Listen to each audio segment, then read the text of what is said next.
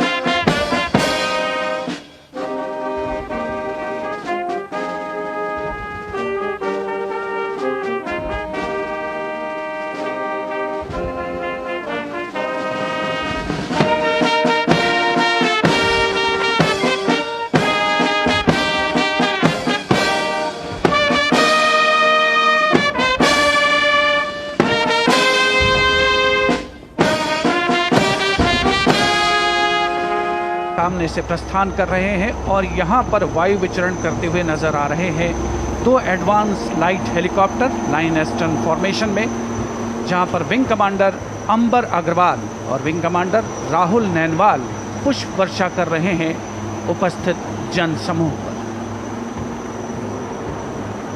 मन में फूल खिल रहे हैं और आकाश से भी पुष्प वर्षा हो रही है और भारत मना रहा है अपना स्वाधीनता दिवस।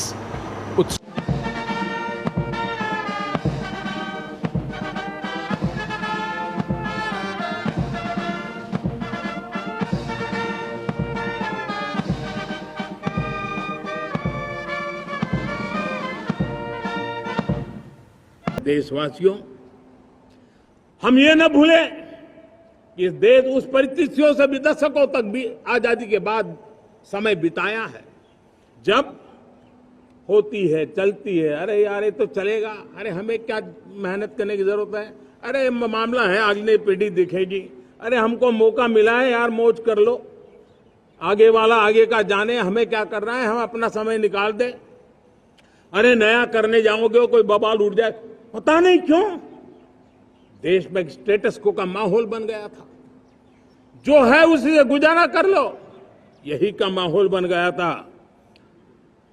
और लोग तो कहते हैं अरे भाई छोड़ो अब कुछ होने वाला नहीं है, चलो, ऐसा ही मन मर गया था।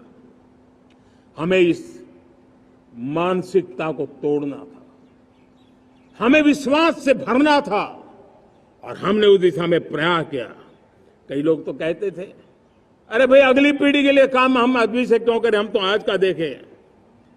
लेकिन देश का सामान्य नागरिक ये नहीं चाहता, वो बदलाव के इंतजार में था, वो बदलाव चाहता था, उसकी ललक थी, लेकिन उसके सपनों को किसी ने तवज्जो नहीं दी, उसकी आशा आकांक्षाओं को अपेक्षाओं को तवज्जो नहीं दी गई और उसके कारण वो मुसीबतों को झेलते हुए गुजारा करता रहा, वो रिफॉर्म्स का इंतजार करता रहा। हमें जिम्मेदारी दी गई और हमने बड़े रिफॉर्म्स जमीन पर उतारे। गरीब हो, मिडिल क्लास हो, हमारे वंचित लोग हो, हमारी बढ़ती जाती शहरी आबादी हो, हमारे नौजवानों के सपने हो, संकल्प हो, आकांक्षाएं हो, उनके जीवन में बदलाव लाने के लिए रिफॉर्म का मार्ग हमने चुना। और मैं देशवासियों को विश्वास दिलाना चाहता हूं, रिफॉर्म के प्रति हमारी जो प्रतिबद्धता है वो पिंक पेपर के एडिटोरियल के लिए सीमित नहीं है। हमारे रिफॉर्म्स की ये प्रतिबद्धता है, वो 4 दिन की वाहवाही के लिए नहीं है। हमारी रिफॉर्म्स की प्रक्रिया किसी मजबूरी में नहीं है, देश को मजबूती देने के इरादे से है। और इसलिए मैं आज कह सकता हूं, रिफॉर्म का हमारा मार्ग एक प्रकार से ग्रोथ की ब्लूप्रिंट बनी हुई है। ये हमारा रिफॉर्म, ये ग्रोथ, ये बदलाव, ये सिर्फ डिबेट क्लब के लिए, इंटेलेक्चुअल सोसाइटी के लिए, एक्सपर्ट लोगों के लिए सिर्फ चर्चा का विषय नहीं है।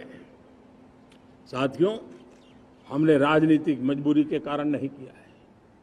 हम जो कुछ भी कर रहे हैं वो राजनीति का भागा गुणा करके नहीं सोचते हैं।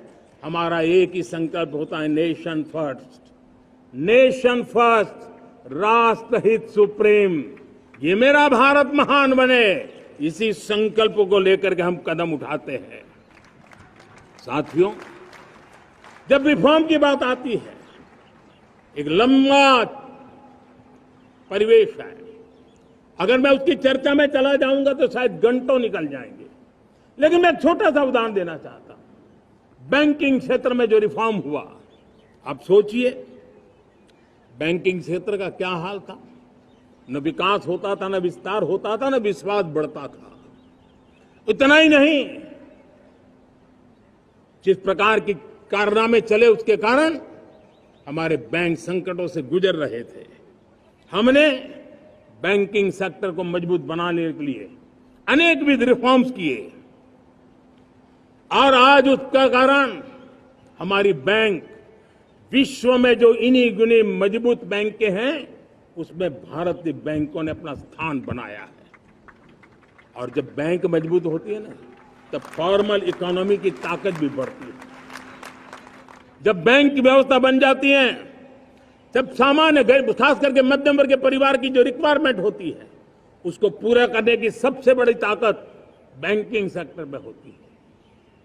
अगर उसको होम लोन चाहिए, उसको व्हीकल का लोन चाहिए, मेरे किसान को ट्रैक्टर के लिए लोन चाहिए, मेरे नौजवानों को स्टार्टअप के लिए लोन चाहिए, मेरे नौजवानों को कभी पढ़ने के लिए, एजुकेशन के लिए लोन चाहिए, किसी को विदेश जाने के लिए लोन चाहिए, ये सारी बातें उसे संभव होती है। मुझे तो खुशी है कि मेरे पशुपालक भी, मेरे मछली पालन करने वाले भाई बहन भी आज बैंकों से लाभ ले रहे हैं। मुझे खुशी है मेरे रेहड़ी पटरी वाले लाखों भाई बहन आज बैंक से साथ जुड़ करके अपनी नई ऊंचाइयों को प्राप्त कर रहे हैं और विकास की दिशा में वो भागीदार बन रहे हैं। हमारे एमएसएमई, हमारे लघु उद्योग के लिए तो बैंक एक सबसे बड़ी सहायक होती है। उसको रोजमर्रा पैसों की जरूरत होती है अपने नित्य मर्जी पर प्रगति के लिए, और उस काम को हमारी मजबूत बैंकों के कारण संभव हुआ है। साथियों, दुर्भाग्य से हमारे देश में आजादी तो मिली, लेकिन लोगों को